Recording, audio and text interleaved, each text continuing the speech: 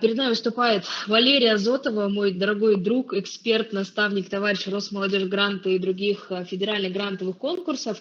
Человек, кто не понаслышке знает, что такое IT-технологии, и который является директором Кванториума в городе Санкт-Петербург. Поэтому прошу, как говорится, уважать и жаловать. Валерия, расскажи, пожалуйста, познакомим ребят с тем, что какие сейчас есть тенденции, тренды в развитии, да, так скажем, IT-технологий. Так ли они сложны, как нам кажется на первый взгляд, и какие есть возможности у ребят уже сейчас в возрасте, обучаясь в 8-10 классе, развивать эти направления? Можешь, пожалуйста, поделиться?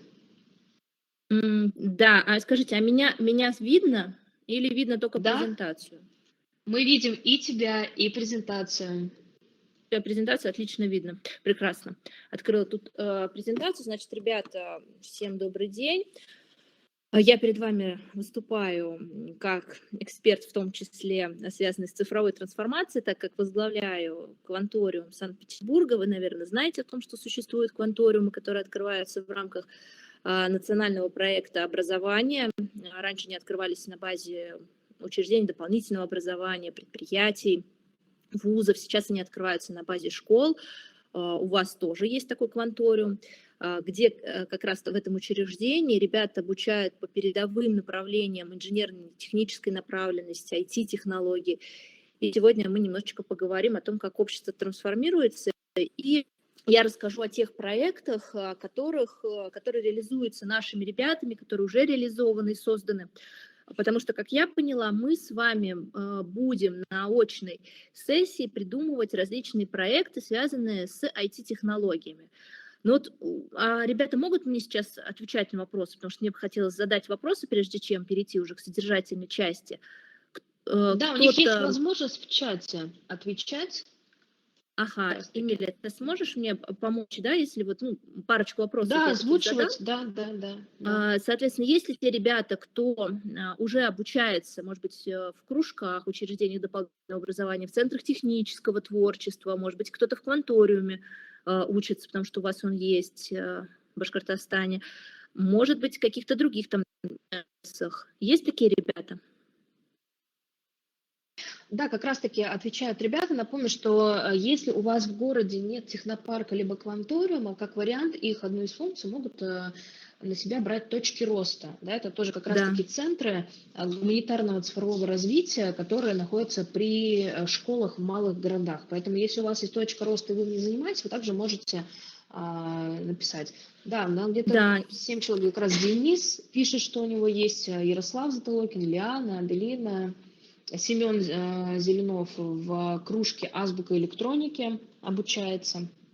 И кто-то уже над какими-то проектами технологическими работает, или пока просто учится программировать, учится там робототехнике, или есть те, кто уже серьезно работает над какими-то проектами в IT-сфере? Да, сейчас пока что ребята пишут, в основном пишут, что обучаются, да, то есть каких-то конкретных IT-проектов нет. Потому что мы с ребятами, как я понимаю, будем предлагать конкретные решения в этой области, связанные с IT-технологиями. Поэтому, конечно, мы можем с вами понять там предметные компетенции. Если, конечно, предметные компетенции не сильно развиты, то мы подумаем о том, что можно создать такое социальное вовлечение ребят и привлечение к IT-технологиям, да. Может быть, подумаем о каких-то таких вот массовых мероприятиях, которые позволят познакомить ребят с сферой IT и цифровизации. Просто хотелось бы узнать, есть ли такие, кто вот уже обладает такими серьезными предметными науками, чтобы мы могли поговорить о проектах, в том числе таких уже серьезных в сфере IT. Я расскажу вам примеры, покажу, что делают у нас ребята, которые обучаются. Я немножко прокомментирую. Ребята в чате спрашивают, а 3D-графику можно считать как развитие IT-технологий? 3D-графику, то есть это больше дизайн, наверное. Технологичный дизайн. Кто-то такой... пишет, что уже серьезно программируют. Есть ребята, которые у них при лице есть IT-кубы, они в них работают. Супер, супер, да, потому что IT-кубы, точки роста, кванториумы, все они создаются в рамках национального проекта образования и созданы как раз-таки для того, чтобы вовлекать ребят в эти технологии, которые сегодня становятся наиболее значимыми. Но давайте перейдем к тому, что сегодня все общество переживает цифровую трансформацию, мы живем в век цифровизации, и вы понимаете, что технологии, они вокруг нас. И, как я очень часто люблю говорить педагогам и детям, что сегодня, да, знания IT-технологий хотя бы на базовом уровне, это такие же по значимости, как умение писать и говорить. Потому что вы прекрасно понимаете, особенно мы с этим столкнулись, когда пришла к нам пандемия, что нужно уметь жить в цифровом мире, в онлайн-реальности, уметь жить, работать, учиться. В данном случае вы, наверное, многие из вас поучились в этой реальности, да, все из вас, потому что это было несколько лет назад. Мы с вами через это прошли. Мы видим, как у нас исчезают старые профессии, появляются новые профессии, и большинство из них связано с цифровизацией. Мы видим, что все общество сегодня пронизано цифровым везде, что в интернете, да, с помощью цифровых ресурсов. Вы видите, как в магазинах используют цифровые ресурсы, да вообще везде вокруг вас находится такая большая экосистема цифровая, и вам, тем, кто 5-10 лет будет учиться на предприятиях и различных учреждениях, ну, наверное, нужно обладать уже не просто базовым уровнем, а такой предпрофессиональным, профессиональным. Даже если вы будете врачом, вы должны понимать, сегодня уже врачи должны уметь программировать, должны уметь общаться с сложными робототехническими системами, которые позволяют им там проводить сложные операции. То есть все мы работаем с компьютером, кто-то на более серьезном уровне, кто-то на менее серьезном уровне, но через 5-10 лет эти технологии, они будут пронизывать все отрасли и все сферы, вплоть до того, что у нас озеленители и работники, да, там, в системе благоустройства точно так же используют и интернет вещей, и робототехнические различные приборы для того, чтобы осуществлять свою работу. Сейчас я проговорю о тех трендах, которые, наверное, сейчас такие самые яркие, которые у нас существуют в нашем цифровом обществе. Ну, основные, вы понимаете, то, к чему мы пришли. Мы с вами, в принципе, живем в цифровой среде, цифровизация вокруг нас. И все это с каждым годом только развивается. Все мы с вами в гаджетах, в устройствах мобильных. Даже сейчас мы используем с вами для общения, да, онлайн-среду. И по-разному люди к этому относятся. Но я считаю, что так как эта жизнь, технологии развиваются, эта эволюция, мы должны уметь адаптироваться к этой среде. А что сейчас у нас с вами происходит? У нас сейчас развивается Web 3.0 и цифровые метавселенные. Что такое Web 3.0? Да? То есть если раньше интернет у нас 1.0, да, он только, грубо говоря, к нам приходила информация, только когда начал развиваться интернет, грубо говоря, как окно, в которое приходит информация, мы с ней, с этой информацией знакомимся. Потом Web 2.0, когда мы начали уже коммуницировать и тоже отправлять письма, общаться, взаимодействовать друг с другом.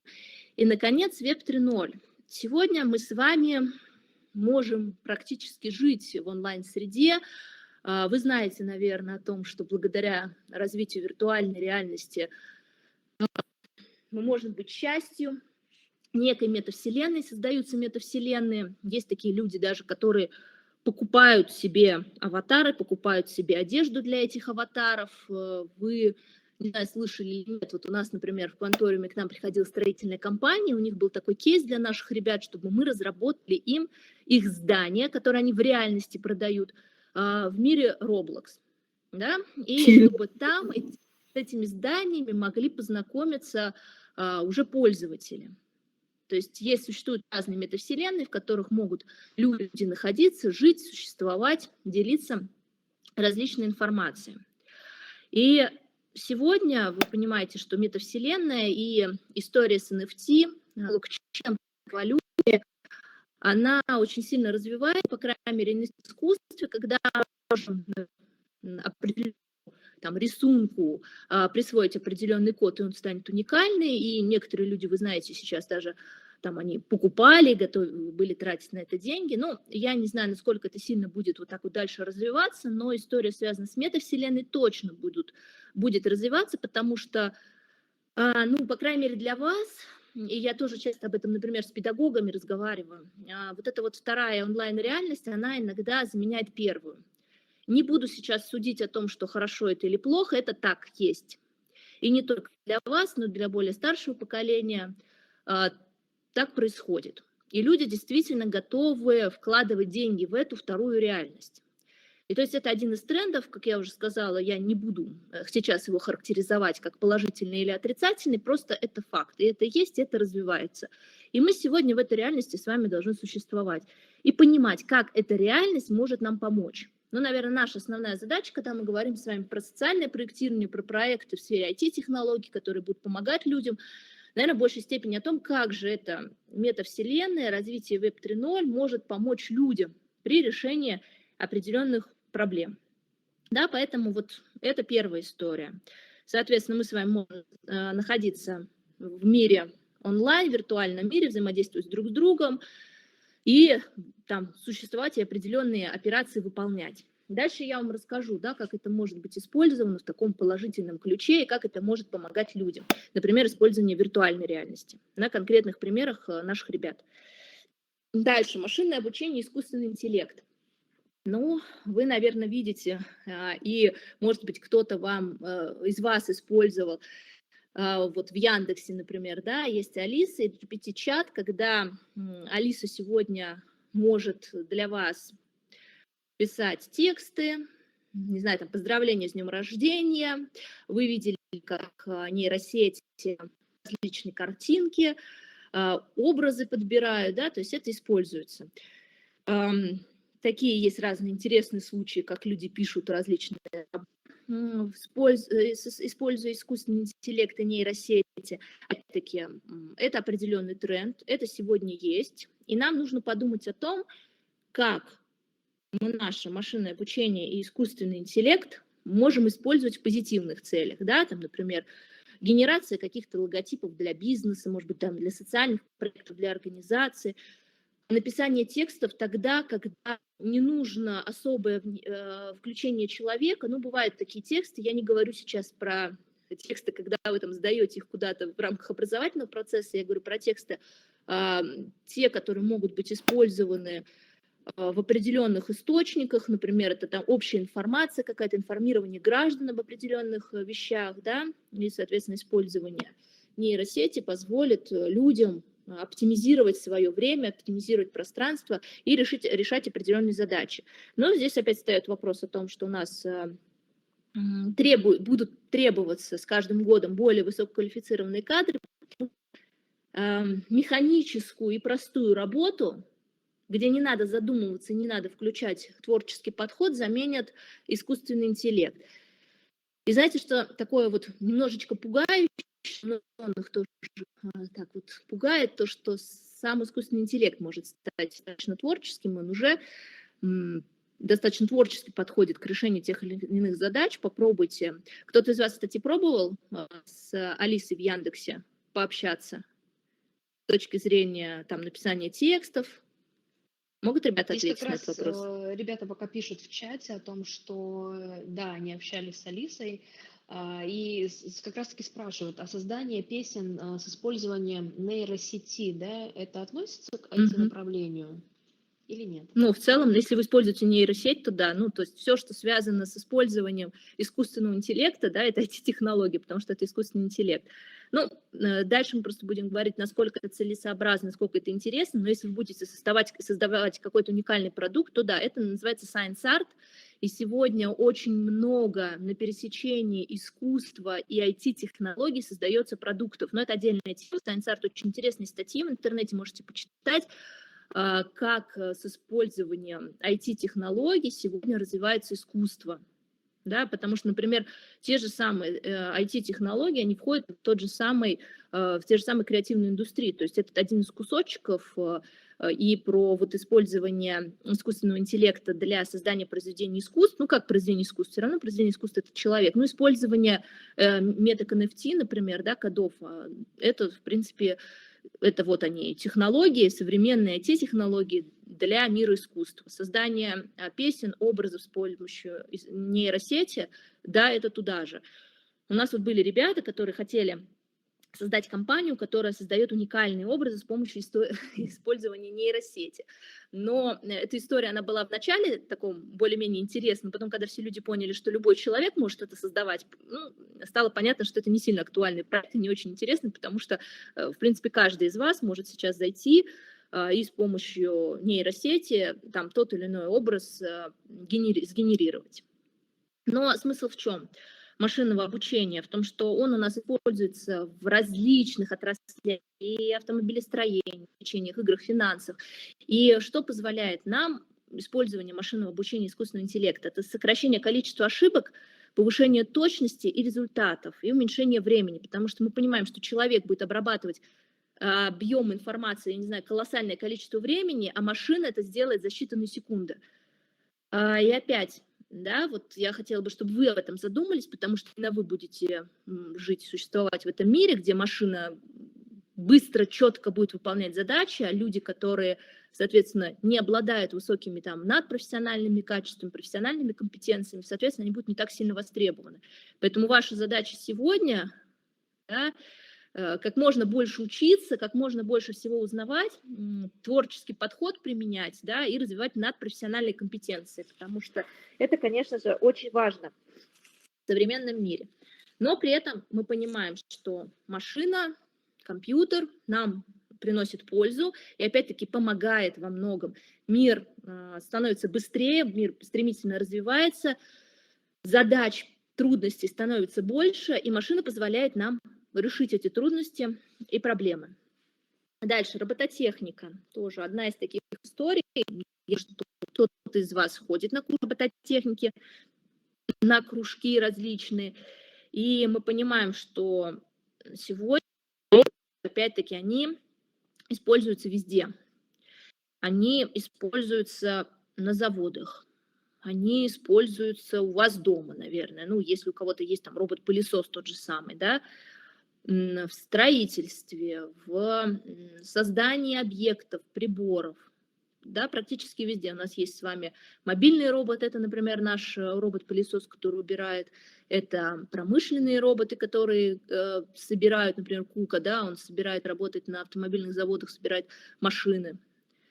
То есть и использование, например, интернет-вещей, да, когда, тоже сейчас про него проговорю, сообщаются между собой устройства, позволяет роботам выполнять определенные функции без участия человека. Это тот же самый умный дом, да, когда у вас, например, тот же самый робот-пылесос, например, ну, какой-то, да, усовершенствованный, очень эффективный робот-пылесос, датчиками определяет, что там увеличилось количество пыли, мусора, или, например, у вас стоит некий аппарат, который улавливает, ну, кондиционер какой-то, да, который стоит, улавливает количество там пыли, температуры и передает сигнал вашему роботу-пылесосу для совершения каких-либо действий, да, например, там, помывки пола, не просто сбора пыли, а еще влажники.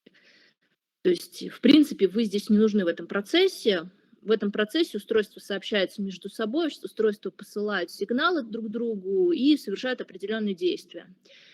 И здесь опять что хочется сказать, да, автоматизированный труд, бездумный, он, соответственно, переходит от человека к роботам. С одной стороны, нам очень здорово и классно, что за нас выполняется определенная работа. С другой стороны, мы понимаем, где мы с вами будем востребованы. Да? Ваша задача быть здесь теми, кто управляет, теми, кто создает, теми, кто придумывает, теми, кто может обслуживать, да, эту технику на высоком уровне.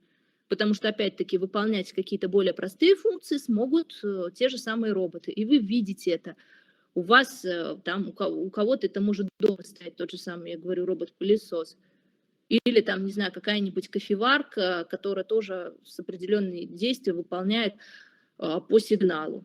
Да? То есть это же тоже история с интернетом вещей, который как раз-таки мы с вами можем обсудить, да, то есть что это такое умный дом, да, он достаточно давно уже используется. Началось это все с того, что шторы начали подниматься сколько-то десятилетий назад, когда становилось, да, там темно или светло, или когда нужно было, да, когда человек программировал особым образом.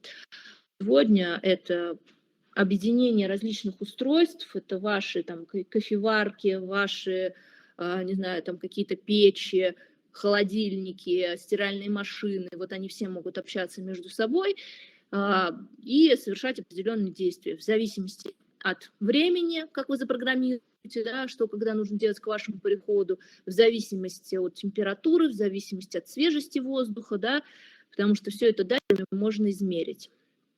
Вот не вставила в презентацию, у нас у ребят был классный проект очень, это проект связан с умной теплицей. И что ребята сделали? Они сделали такой небольшой каркас, в него поставили небольшой стаканчик с землей и посадили туда огурец. И, соответственно, к этому каркасу из оргстекла они сделали датчики света, датчики, связанные с температурой, и связаны с наличием воды, сухостью почвы.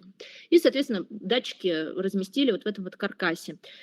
И присоединили насосик, и этот насосик, соответственно, шлангом пустили в водичку, резервуар воды рядышком. То есть, по сути, мы можем с вами на какое-то время, там, на неделю, но все будет зависеть от резервуара с водой, можем оставить нашу небольшую тепличку, и она будет сама себя за собой ухаживать. Соответственно, когда будет сильно темно, будет включаться светодиодная лента там у нас была, соответственно, датчики передают информацию, когда становится слишком сухо, начинает работать наш насос и водичкой поливать наш огурец, ну, соответственно, открываются створки нашего вот этого каркаса из оргстекла, она как теплица такая выглядит, и, соответственно, становится там свежее, может работать вентилятор. Соответственно, полностью замкнутая система, наша с вами задача только наливать водичку в резервуар. А сама система, она будет выполнять определенные функции, благодаря тому, что оборудование общается между собой. И это не будущее, это уже настоящее, я бы сказала, даже уже прошлое, потому что там дети буквально там за 2 месяца обучения собрали эту теплицу умную, и это уже на самом деле применяется, это везде есть. Потому что сегодня у нас на серьезных предприятиях используется интернет вещей. Зачастую мы заходим с вами, да, в определенный там сектор, и там практически нет человека. Там один, там два инженера, которые следят за тем, чтобы система не сбивалась, следят за кодом, следят за тем, что устройство продолжает работать и нет никаких багов, да, то есть как бы нет проблем с тем, что там что-то зависает и какая-то проблема там происходит, и с тем, чтобы электричество, да, там всегда поступало. Соответственно, опять-таки, да, приборы общаются между собой, выполняют определенные действия. Наша с вами задача здесь что? Уметь адаптироваться, уметь управлять этими системами, изучать эти системы и, соответственно, предлагать свои решения.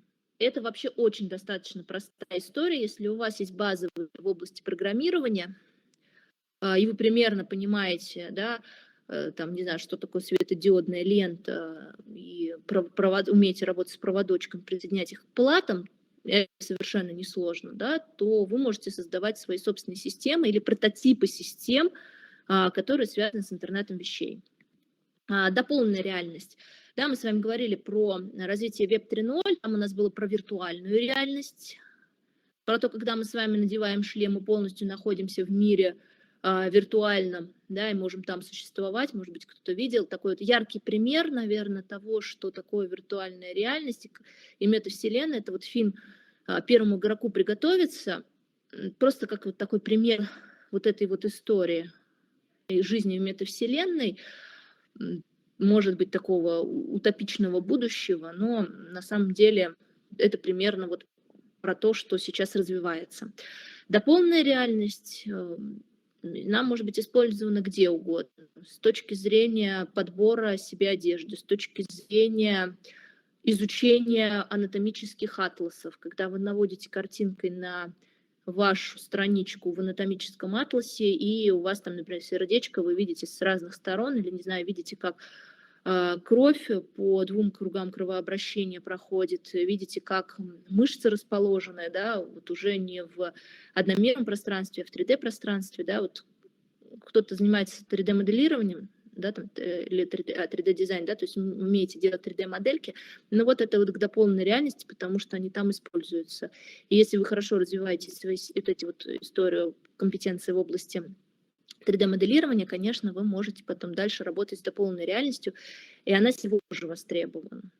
И востребована она в сфере искусства, культуры, например, мы с вами по каким-то достопримечательностям в нашем регионе видим QR-код на здании, можно ввести тему и увидеть здание, каким то было 20 лет, 50 лет назад, что было раньше на этом месте, и на это здание, что у него происходит внутри, находясь снаружи, да.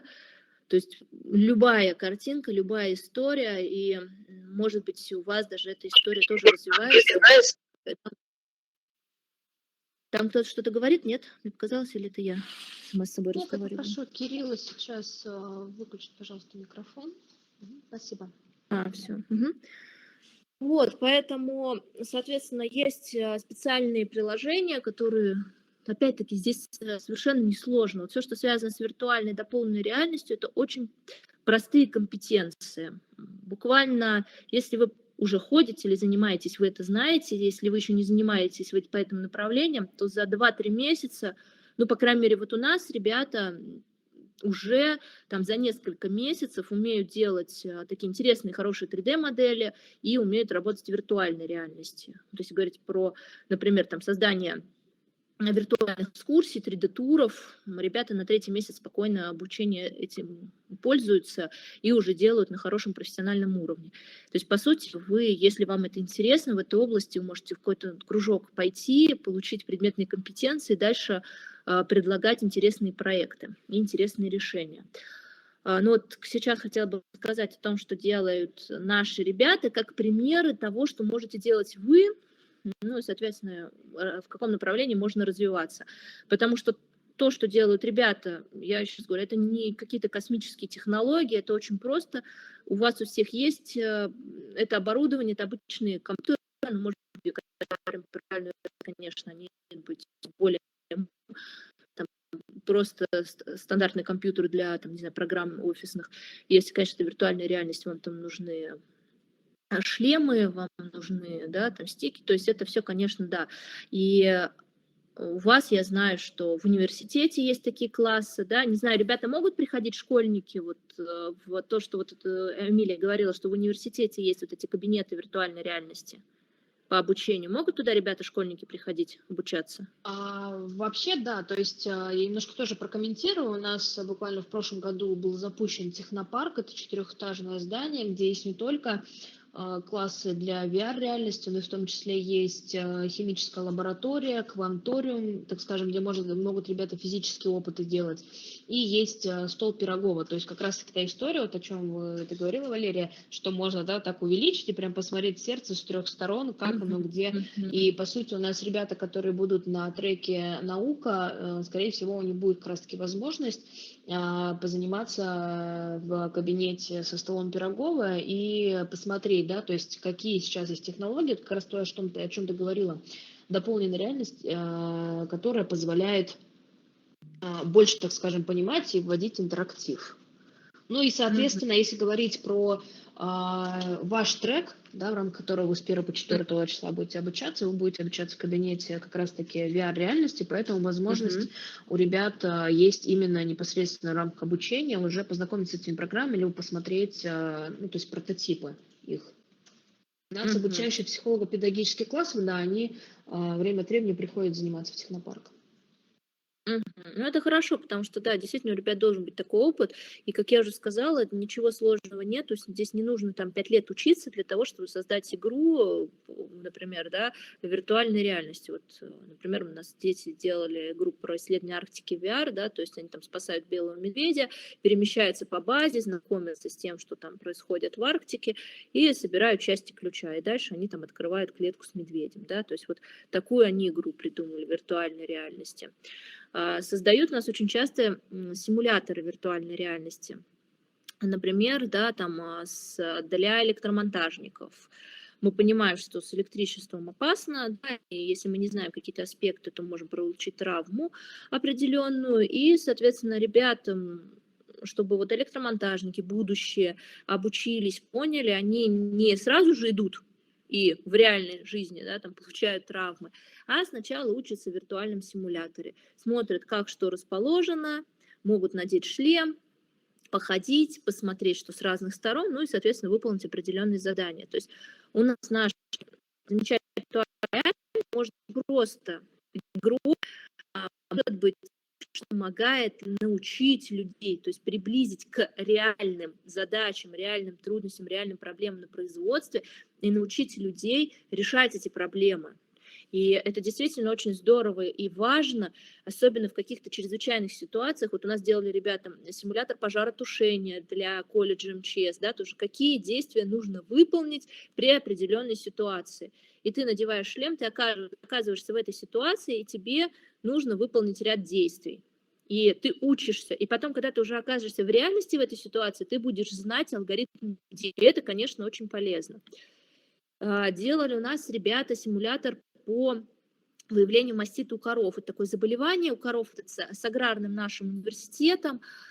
Соответственно, тоже у студентов нет возможности постоянно ходить к коровам, да, и там выявлять это заболевание. Но очень важно, чтобы они умели это, да, тем людям, которые будут работать в сельском хозяйстве. И, соответственно, ребята создали такой симулятор, в который ты, соответственно, надеваешь шлем и находишься в ситуации вот со здоровой или нездоровой коровой и должен определенные действия совершить, там, измерить температуру, посмотреть, какого цвета молоко, там, выполнить еще, да, по определенным критериям. Соответственно, когда молодой человек, студент, например, проходит это в виртуальном симуляторе, когда он уже приходит, соответственно, к живой корове, ему уже не надо ее мучить и разные действия совершать, а он уже четко знает, какой алгоритм действий по выявлению, есть это заболевание или это заболевание отсутствует. То есть симуляторы, они позволяют нам в разных ситуациях, чрезвычайных или как ситуациях, как здесь, да, например, с животными, научиться выполнять там те или иные действия по порядку.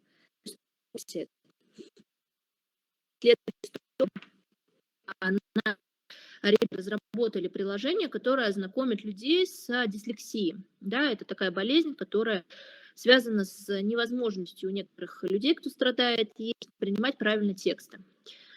И, соответственно, ну, ребятам было это интересно с той точки зрения того, чтобы познакомить людей с этой проблематикой. То есть такой социальный проект, который позволяет показать широкому кругу общественности, как видит мир человек с дислексией. Это с точки зрения, да, нашего такого отношения к людям и вот, правильного восприятия этих людей.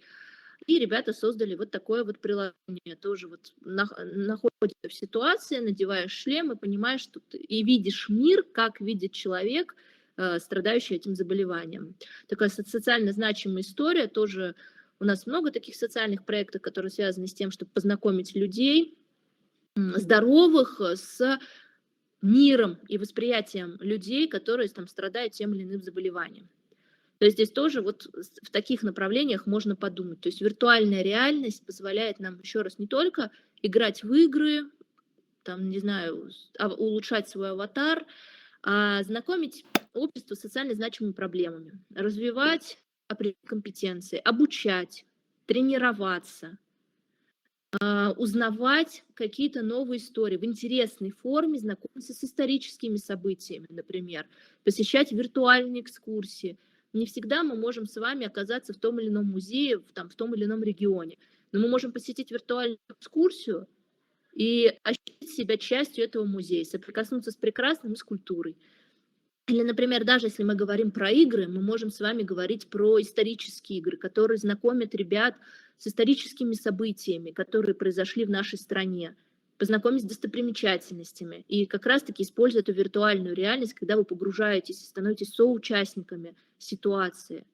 И, конечно, такое восприятие, оно лучше позволяет запомнить, браться. И вот, например, как вот с этой вот историей с дислексией, понять, что чувствует тот или иной человек, который находится в этой трудной жизненной ситуации. То есть вот все истории, они такие значимые, и они могут пользоваться в многих социальных проектах, обучающих проектах, в культурных проектах, в исторических проектах, в патриотических очень часто.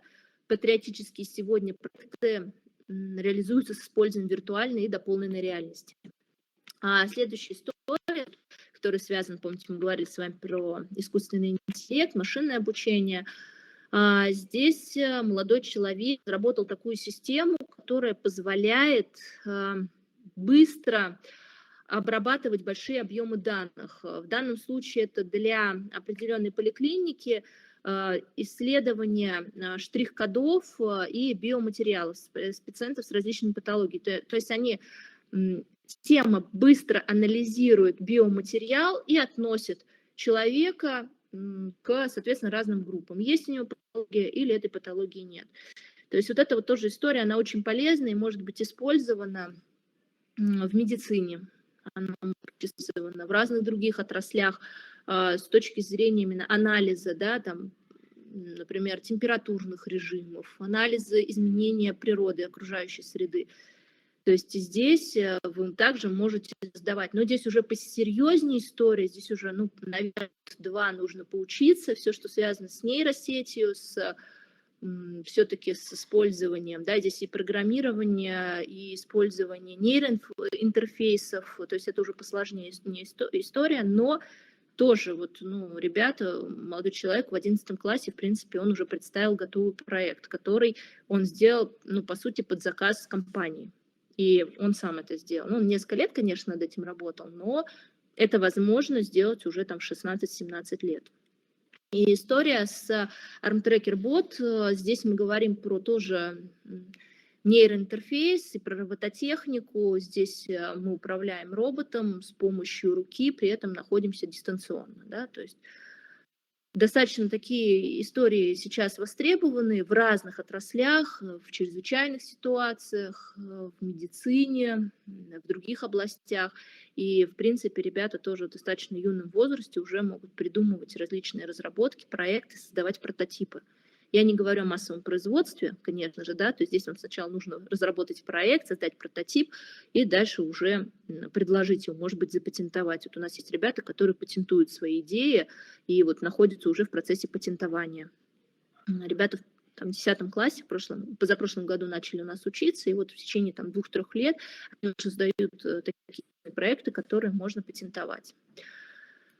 Так, еще про интернет вещей. Здесь вообще элементарная история, это смарт-кормушка. Смысл в том, что кормушка подает сигнал, когда в ней заканчивается корм. И, значит, дальше мы можем этот корм приехать и насыпать, да, прийти и насыпать. Отслеживает свою наполненность. Очень элементарная история. Ну вот ребята создавали ее по модели аналогов, которые существуют, но ее совершенствовали, она более оптимизирована, дешевле стоит, и они там разные интересные истории, связанные с тем, как передаются сигналы, использовали.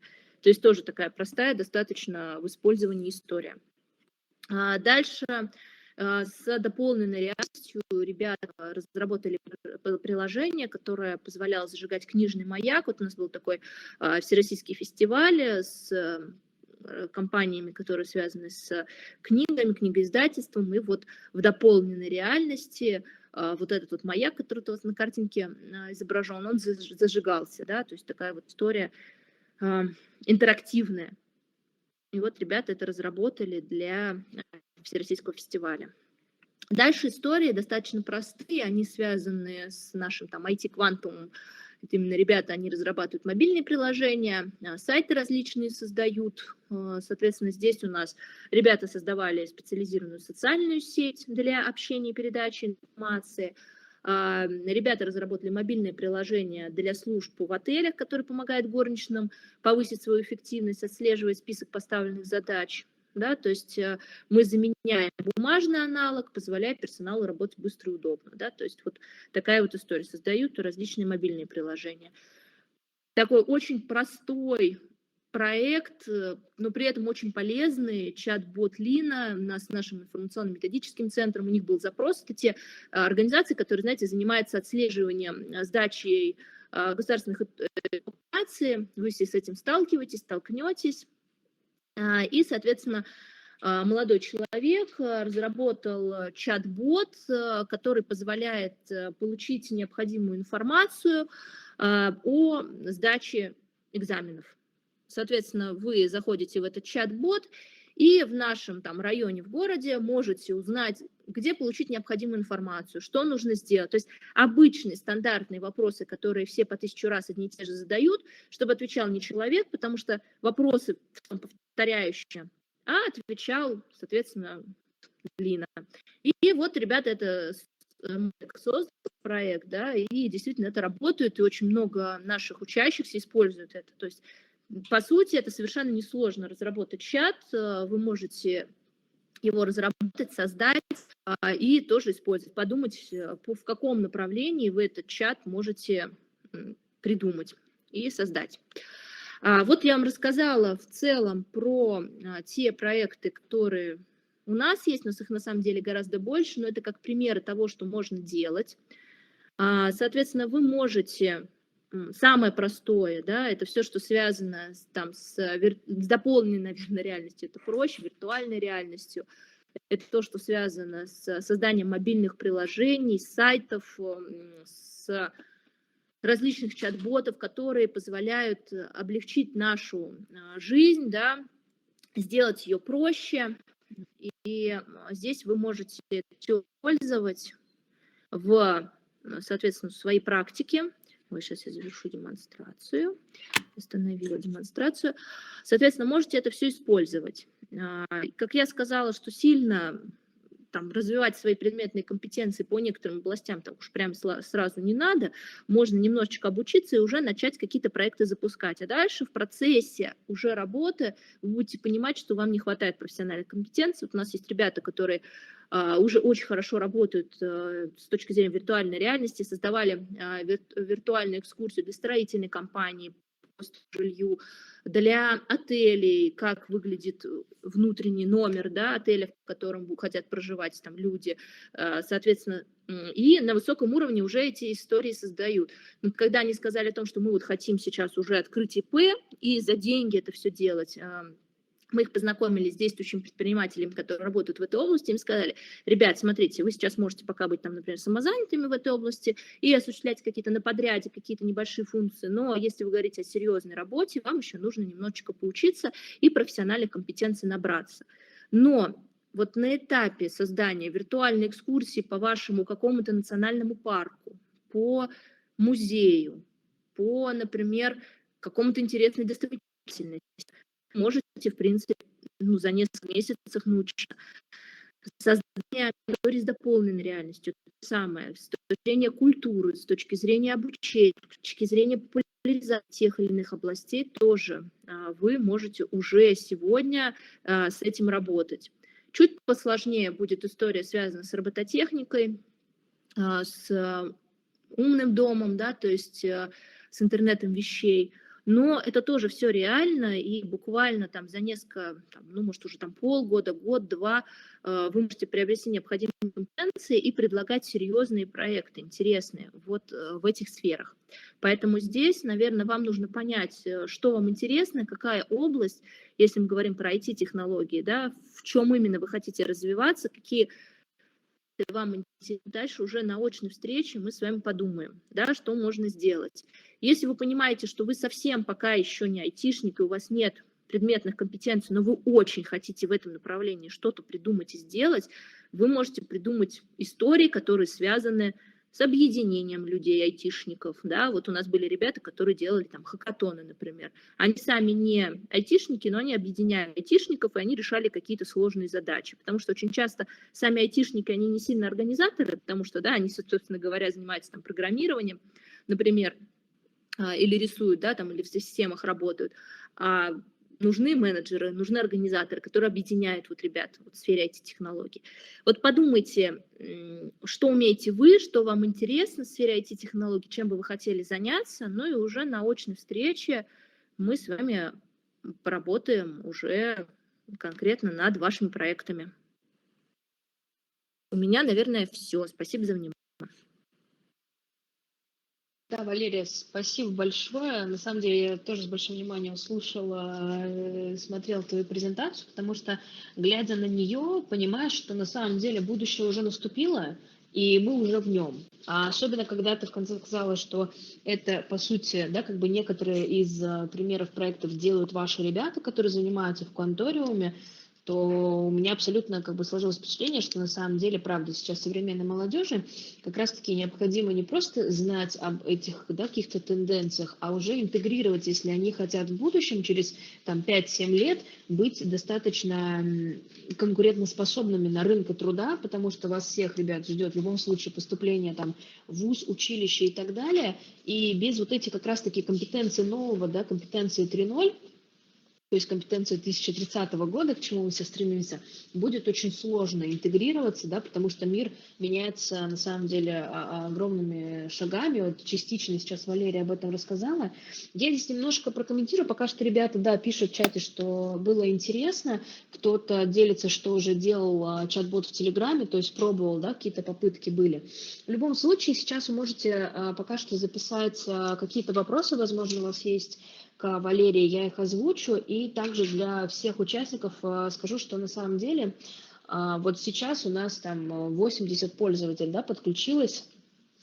Это и пока что рекорд, да, так скажем, по посещаемости среди всех треков, которые были. И отмечу одно, что для того, чтобы попасть в рамках участия уже в очном формате, который пройдет у нас с 1 по 4 ноября в городе Уфа, где сама Валерия приедет и ее коллеги, да, по другим трекам, возможно, вы к ним тоже подключались, вам необходимо будет записать видеовизитку, где непосредственно не просто представиться, а вот как раз-таки рассказать о какой-то идеи своего проекта. То есть, возможно, вы что-то уже разрабатываете сейчас, либо планируете делать. В любом случае, то есть по техническим характеристикам, все положения о проведении нашего проекта, в том числе конкурсном отборе в формате видеовизиток, они представлены. То есть эти положения есть у представителей ваших школ, это либо будет заместитель директора по воспитательной работе, либо педагог-организатор. В любом случае, то есть те люди, которые вам отправили ссылки на участие в нашем мероприятии, у них есть данные. Пусть они вам расскажут, что конкретно нужно сделать. То есть это ролик не только с самопрезентацией себя, но и именно с озвучиванием идей, целей проекта, какой-то проблематики.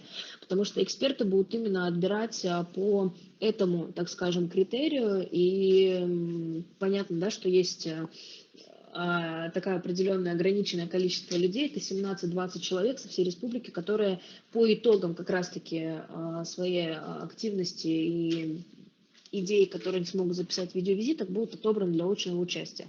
Поэтому, когда вы будете готовиться, я вам очень искренне рекомендую еще раз вспомнить то, о чем говорила Валерия.